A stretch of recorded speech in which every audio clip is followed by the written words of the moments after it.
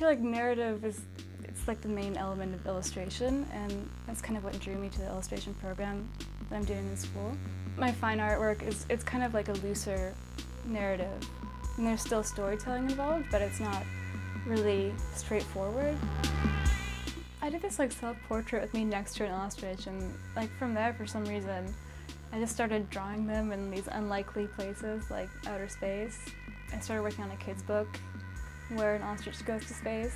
It was kind of like this awkwardness that I identified with, I guess, on some level. And then it was just kind of fun to put them in this unlikely environment, like they're flightless birds that go into space. Sometimes I think artists, latch onto an idea and they just keep on going with it because it becomes their style or what, people think that they do, and it's easier that way. There's a lot of pressure to do that as an artist, People want to be known for something, and it's easier to categorize, like, you do ostriches. There's something a little bit gimmicky about the idea of style in that sense. It gets narrowed down to, like, you use those, like, certain colors in all of your work, or something like that people can easily identify, and it's very narrow. I think there is a pressure, though, to have a certain style.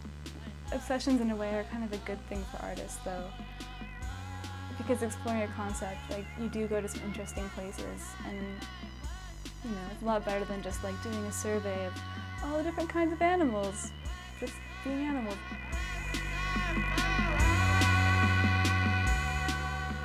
The Vancouver art scene is kind of interesting in that there's a lot of artists, and like it's not too hard to get to know people, but often there'll be shows that like nobody else will go to except for other artists, and that's kind of depressing. Things that have been popular with a larger crowd have been kind of gimmicky in a sense, where it's a theme that people can just talk about very easily, and it makes sense that it's just more accessible on that level. It's something that's kind of like, oh, this is funny, and art should be fun, and people should enjoy it and understand it on some level and not just feel totally alienated by it, as long as it's not too reductive or just straightforward, like, it's just a picture of this guy.